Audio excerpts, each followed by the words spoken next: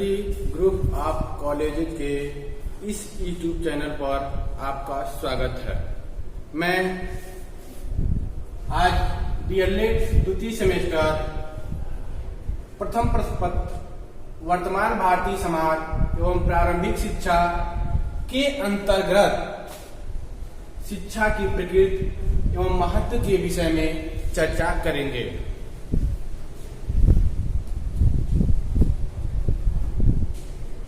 आज के प्रकरण जो है, टॉपिक जो है, वो उसमें मेन पॉइंट, मुख्य पॉइंट क्या है, पहले उसको हम जान लेते हैं। शिक्षा की प्रक्रिया को जान सकेंगे, शिक्षा की प्रक्रिया को जान सकेंगे। दूसरा है शिक्षा के महत्व को समझ सकेंगे। अब हम जानते हैं कि शिक्षा की प्रक्रिया है क्या। शिक्षा की प्रक्रिया का अर्थ यह हुआ कि शिक्षा कैसे चलती है, शिक्षा किस प्रकार दी जाती है।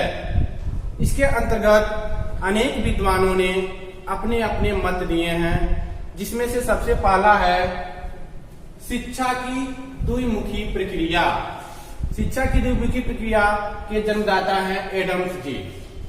कौन है? एडम्स जी। उन्होंने शिक्षा में दो कर्ता का कार्य करते हैं। उन्होंने, एडम्स जी ने बताया है कि शिक्षा की द्विमुखी प्रक्रिया में दो कर्ता काम करते हैं। पहला शिक्षक, दूसरा छात्र। किस प्रकार? एक तो शिक्षक, दूसरा छात्र।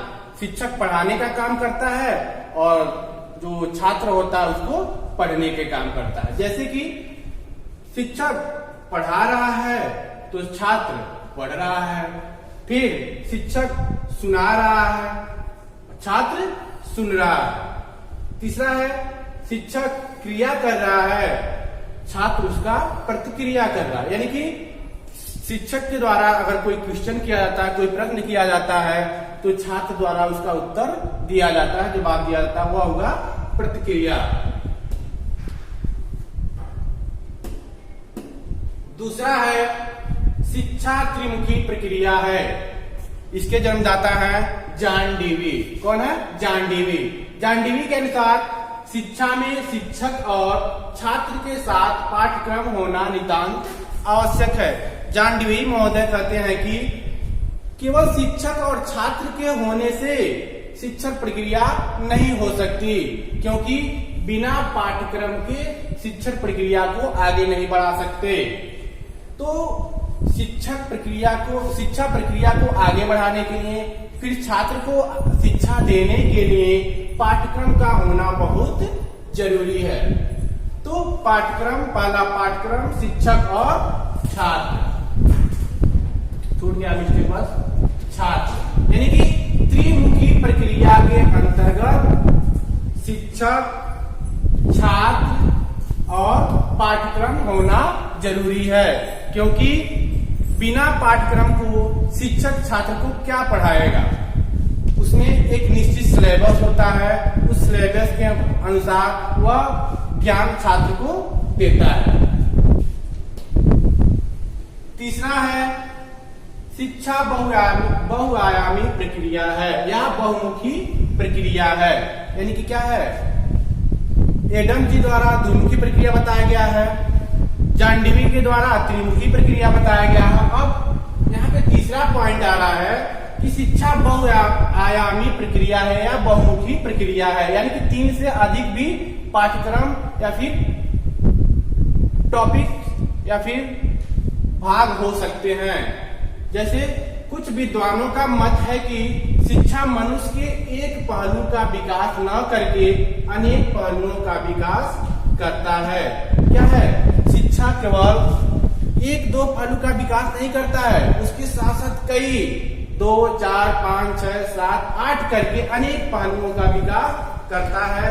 जैसे सामाजिक क्षेत्र में, मनोवैज्ञानिक क्षेत्र में, आर्थिक क्षेत्र में, आध्यात्मिक क्षेत्र में, राजनैतिक क्षेत्र में, समाजशास्त्री क्षेत्र में भी बहुआयामी शिक्षक प्रक्रिया के माध्यम से शिक्षा दी जा सकती है। शिक्षक द्वारा यह बताया जा रहा है कि इन क्षेत्रों के माध्यम से भी छात्र या फिर विद्यार्थी शिक्षा ले सकता है, सीख ले सकता है। तो फिर ये हुआ शिक्षा की प्रक्रिया। अब हम आगे बढ़ते हैं, उसमें है शिक्षा का महत्व, यानी कि हमारे जिंदगी में शिक्षा का क्या महत्व है, क्या उपयोगिता है, उसे हम निम्नलिखित बिंदुओं के माध्यम से पढ़ते हैं। पहला है, बालक सर्वांगीण रूप से धरती के अन्य प्राणियों के समान ही है, किंतु शिक्षा के माध्यम से ही स्वयं इस धरती का सर्वश्रेष्ठ प्राणी बन पाता है। क्या है, मनुष्य जब जन्म लेता है तो सिर्फ हाड़ मांस का टुकड़ा होता है, उसे कुछ नहीं पता होता है। अगर उसके पास शिक्षा न रहे तो एक पशु के समान रहेगा। जब वो शिक्षा प्राप्त कर लेता है, ज्ञानी बन जाता है, तो धरती पे यानी पृथ्वी पे जितने भी प्राणी हैं उन प्राणियों में सबसे श्रेष्ठ होता है।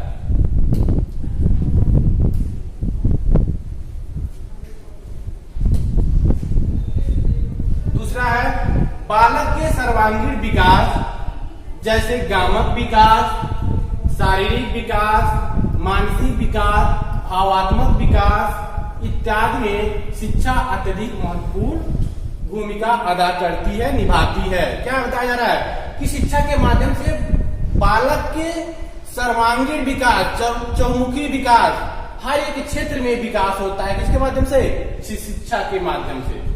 तीसरा पॉइंट है, शिक्षा के माध्यम से ही मानव अपने पारिवारिक, सामाजिक तथा राष्ट्रीय उत्तरदायित्व पूर्ण कर पाता है। क्या है, अगर हम शिक्षित नहीं है तो हमारा परिवार के प्रति क्या दायित्व होता है, समाज के प्रति क्या दायित्व होता है, राष्ट्र के प्रति क्या दायित्व होता है, इसको हम जान नहीं सकते। और जब हम शिक्षित रहेंगे तो फिर अपने परिवार की जिम्मेदारी समझेंगे, अपने कर्तव्य का निर्वहन करेंगे, परिवार के प्रति, देश के प्रति, फिर समाज के प्रति। तो फिर अगर हम शिक्षित रहेंगे तो अपने परिवार को आगे ले जाएंगे, फिर समाज को आगे ले जाएंगे, फिर ऑटोमेटिक अपना देश आगे चला जाएगा। चौथा पॉइंट है,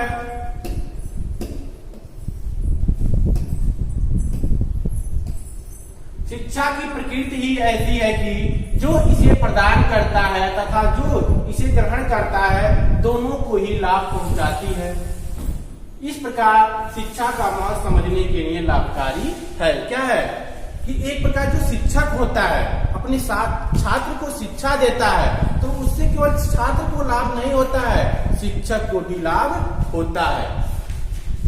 पांचवा पॉइंट है, शिक्षा के माध्यम से ही एक पीढ़ी के विचार, विश्वास तथा रीति रिवाज अगली पीढ़ी को संचरित होती है। अगर हमारा समाज शिक्षित नहीं होता, हम शिक्षित नहीं होते, तो भूतकाल में क्या हुए हैं, कैसे हुए हैं, ये सारी जो घटनाएं हैं वह शिक्षा के माध्यम से ही लिपिबद्ध होती हैं। तो फिर हम हमारे भविष्य में आने वाले जो लोग होते हैं उन चीजों को जान लेते हैं। किसके माध्यम से? शिक्षा के माध्यम से। छठा है, शिक्षा किसी भी बालक, विद्यार्थी तथा मानव में आत्मविश्वास का संचार करती है। आत्मविश्वास ही सफलता के लिए सर्वाधिक महत्वपूर्ण है। साथ साथ शिक्षा क्या करती है, हम लोगों में, छात्रों में, शिक्षकों में क्या करती है, आत्मविश्वास भरती है। अगर आत्मविश्वास न हो तो हमको सफलता नहीं मिल सकती है। सातवां पॉइंट है, शिक्षा के माध्यम से ही व्यक्ति देश विदेश की गतिविधियों तथा संस्कृति को समझ पाता है। अगर शिक्षा नहीं होती तो आज तो देश विदेश में घटनाएं घट रही हैं तो उसको हम आज जान नहीं पाते। शिक्षा के माध्यम से उसे पत्र पत्रिका के माध्यम से, टेलीविजन के माध्यम से उसे हम जान लेते हैं। और हमारे भारत की संस्कृति कैसी है, अन्य देशों की संस्कृति कैसी है, उसको विषय में हम भी शिक्षा के माध्यम से जान लेते हैं। आठवां है, शिक्षा विद्यार्थी की प्रत्येक परिस्थितियों में संतुलित रहने में सहायक होती है। यानी कि शिक्षा वह पहलू है कि कोई भी व्यक्ति हो, किसी भी झंझावातों से, परेशानियों से दिक्कत होती है तो शिक्षा की वजह से वह विचलित नहीं होता है। अगर वह शिक्षा उसके पास नहीं होती है तो वह विचलित हो जाता है और कुछ गलत कर बैठता है, और उसके पास अगर शिक्षा है तो कुछ गलत नहीं करता है। 9वां पॉइंट है, शिक्षा के माध्यम से ही व्यक्ति विभिन्न देश, काल तथा स्थान पर सम्मान की प्राप्ति करता है। आजकल हम जितना भी देखे हैं, कितना भी महान पुरुष है, अगर उसको कहीं न कहीं सम्मान मिला है तो सिर्फ इसके वजह से, शिक्षा के वजह से ही उसको सम्मान मिला है। अब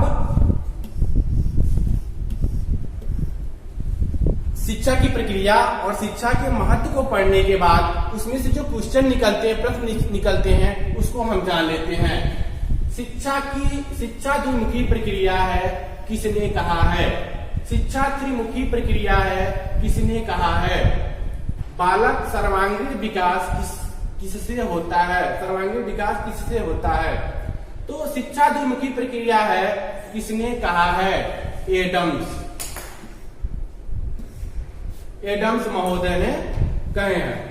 शिक्षा त्रिमुखी प्रक्रिया है, किसने कहा है? जॉन डेवी महोदय ने कहे हैं। बालक का सर्वांगीण विकास किससे होता है?